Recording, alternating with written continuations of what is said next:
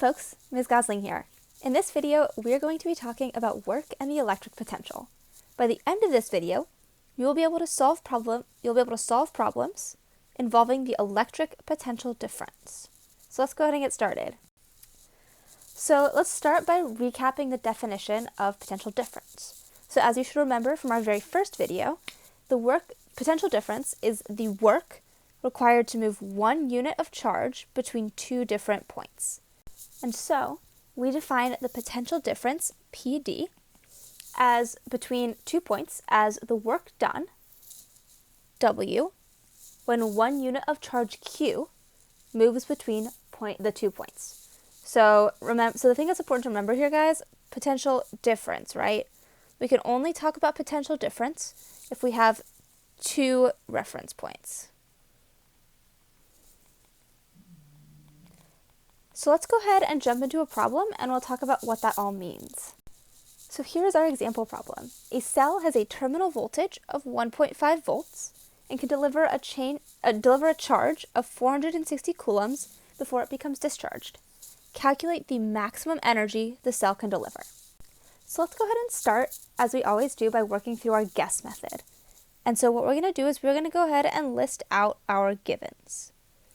So first of all, we know that our cell has a terminal voltage of 1.5 volts. And when you see those words terminal voltage, what I want you to think about immediately is potential difference. So that's one way to know that 1.5 volts is our potential difference. The other way is to look at the units. If you see something measured in volts, you know that it is related in some way to the electric potential. For my SL students, that volt is almost always going to be your potential difference or your EMF. For my HL students, we'll talk about what else that can be in a future video. But for this video, we are going to say that our potential difference equals 1.5 volts. And we know that from the units, and we know that from the words terminal voltage. So we know that our cell is delivering a charge of 460 coulombs. So that means that Q is 460 coulombs. And that is all that we know from this problem, which means we're ready to move on to our next step, which is to list out our unknown.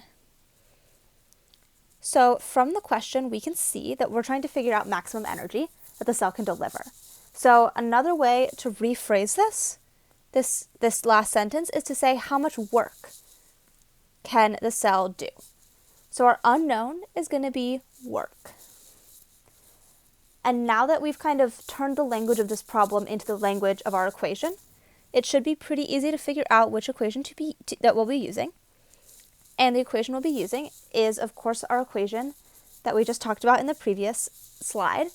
Potential difference is equal to work over charge, or work is equal to Q times PD.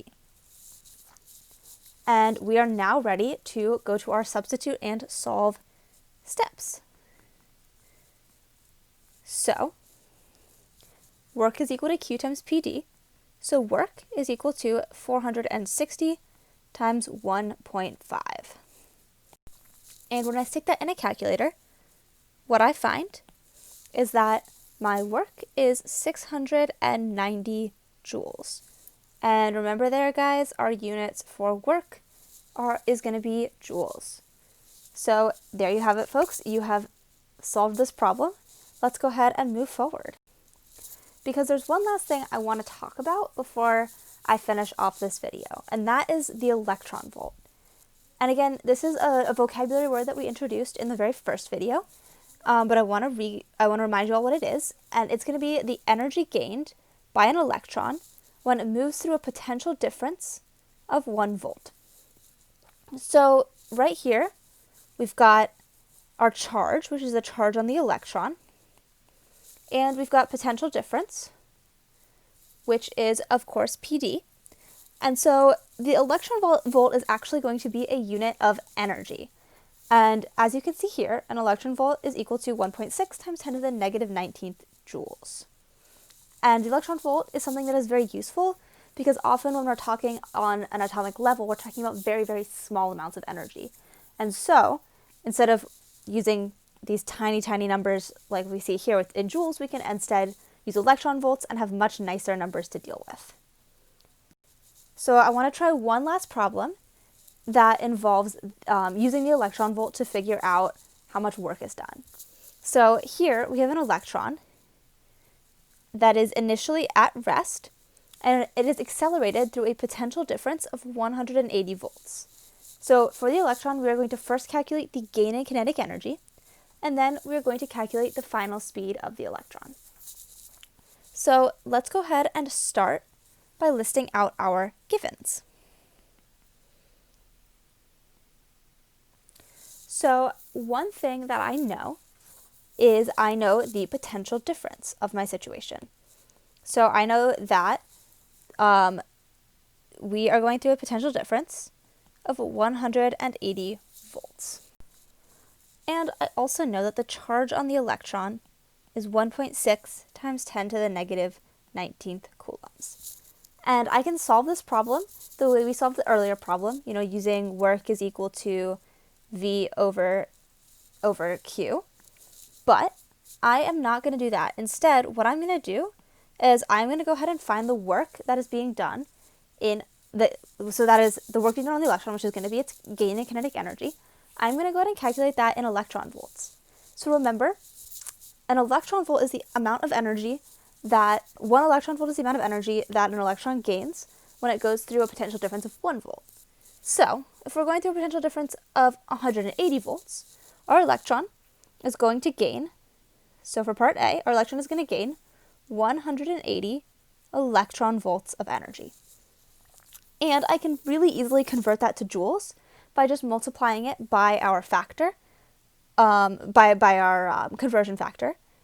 Because remember, 1 electron volt is 1.6 times 10 to the negative 19th joules. So I can say that it is equal to 180 electron volts, which is equal to 180 times 1.6 times 10 to the negative 19th joules. So that's how we're going to convert.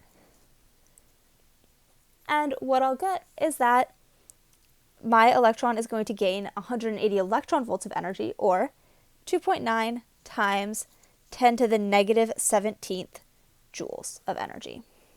So both of these answers are completely fine to use, but we're going to continue with the second one to figure out our final speed.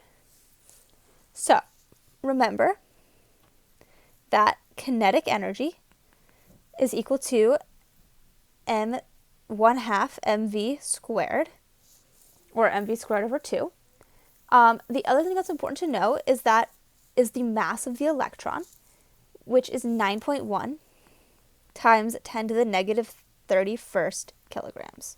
Now this is not written in the problem. However, the mass of the electron is in your formula book, in your data booklet. So you should be able to find it on the IB exam or during a unit test pretty easily. So we know our mass, we know our change in kinetic energy from part A, so we should be able to find V, right? So remember, K is equal to 1/2 mv squared, or we could say that 2 times Ke divided by our mass is equal to V squared. And when we take the square root of both sides, what we get is that V is equal to the square root of 2 times my kinetic energy divided by the mass of the electron. So the final speed of my electron is going to be given by the equation. I'm going to draw a really long square root because these are some long numbers here. 2 times the final kinetic energy of the electron, which is from part A, 2.9 times 10 to the negative 17th joules. And guys, it is important that we use joules here because this equation is not quite the same if we're using electron volts. So 2 times our kinetic energy in joules divided by the mass of the electron, which again, you will find in your data booklet, is 9.1 times 10 to the negative 31st kilograms.